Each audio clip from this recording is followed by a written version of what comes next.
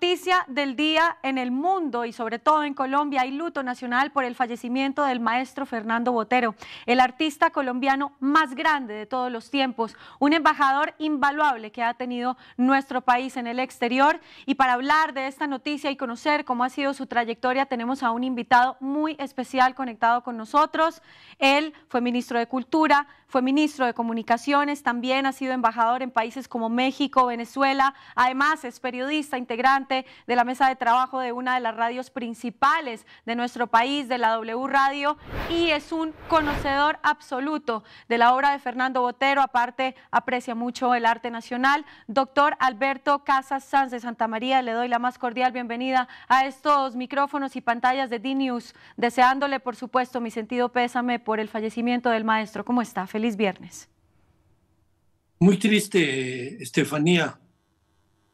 Se nos fue uno de los grandes de Colombia y aunque está más cerca de nosotros, es una pérdida para el mundo, porque Fernando Botero tal vez es, si no el único, uno de los muy pocos artistas que se dieron el lujo de ver su propia obra en la cúspide de la gloria, en las más importantes avenidas de las ciudades del mundo, por supuesto en todos los museos, de manera que su muerte es una pérdida.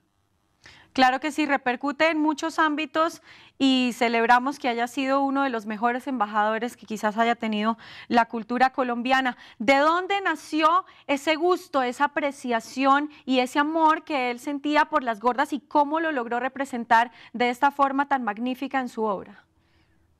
Bueno, lo primero es que él no consideraba que su obra fuera de gordas. La gente las identifica así por las proporciones de la obra. Pero el maestro Botero lo que decía es que él veía el mundo de esa manera y que la forma de registrar los acontecimientos que le llegaban al cerebro o al corazón los trasladaba al lienzo de esa manera. Desde muy pequeño, pero desde muy pequeño empezó a pintar en una vida muy humilde, pero pintaba hasta que un día resolvió pedirle a una persona que tenía una tienda, que por supuesto no era especializada, que si le dejaba poner sus cuadros en la vitrina, y ahí arrancó, por decirlo así, y pintó hasta que se murió. Hasta hace muy pocos días estuvo pintando. Sí, sí, teníamos conocimiento que, bueno, él estaba en un momento maravilloso de su vida y nunca fue una persona ni que se quejó, nada. Él tuvo una vida muy maravillosa y estuvo presente en muchos lugares del mundo. Incluso, bueno, fallece en el Principado de Mónaco. Me parece muy interesante puntualizar en esto que usted me dice acerca de su visión del mundo, ¿no? Una visión grande, una visión expansiva. Una visión muy enfocada hacia la grandeza, ¿no? Siempre hacia la grandeza. ¿Cuáles han sido sus obras más destacadas? Entre ellas, por supuesto, hasta la Mona Lisa, ¿no? Bueno, en general la obra es muy amplia. Pintó muchísimo. Yo creo que podría compararse con Picasso en esa capacidad de estar trabajando todo el tiempo. Es que pintaba todo el tiempo. De manera que sería muy difícil establecer una jerarquía de importancia entre sus obras, porque claro, las esculturas hicieron que su pintura creciera y en realidad era conocido como un hombre de una sensibilidad extraordinaria. Eso fue lo que él dejó en su obra. Una mirada al mundo respetando a todos los pintores de la historia. Era un verdadero especialista en historia del arte. Yo diría que él dedicó su vida a estudiar la historia del arte y de esa historia sacó su obra, que es la que hoy estamos ponderando, como ya lo dije, con mucha tristeza. Sí, aquí tenemos una imagen justo de una de sus grandes pasiones, los toros, los caballos y Colombia. Siempre fue una persona muy patriota, por más de que estuvo muy fuera, digamos, de nuestro país, estuvo afuera mucho tiempo. ¿Qué podemos contarle a los televidentes que a esta hora quieren conocer un poco la trayectoria del maestro Botero en torno a estos tres factores, los caballos, los toros y Colombia? Bueno, los toros es una narrativa de él, porque le llamaba mucho la atención como a grandes otros pintores, Sí, entre ellos a Picasso. sí, sí. El toro era una figura que le llamó siempre la atención, pero la decoró, la acarició con todo lo que tiene la fiesta brava, que por supuesto son los caballos.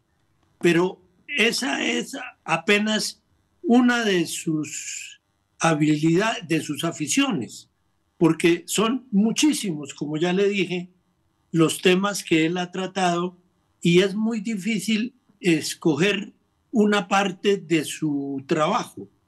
En todo caso, Colombia siempre en el corazón. Nunca estuvo lejos de Colombia. Estuvo radicado en muchas ciudades del mundo, pero él vivía para Colombia. La donación que le hizo a nuestro país lo hace comparable con el evento cultural más importante de principios de la independencia, que fue la expedición botánica. El maestro Botero, con su donación, hizo algo que Colombia jamás podría haber pensado que lo tendría.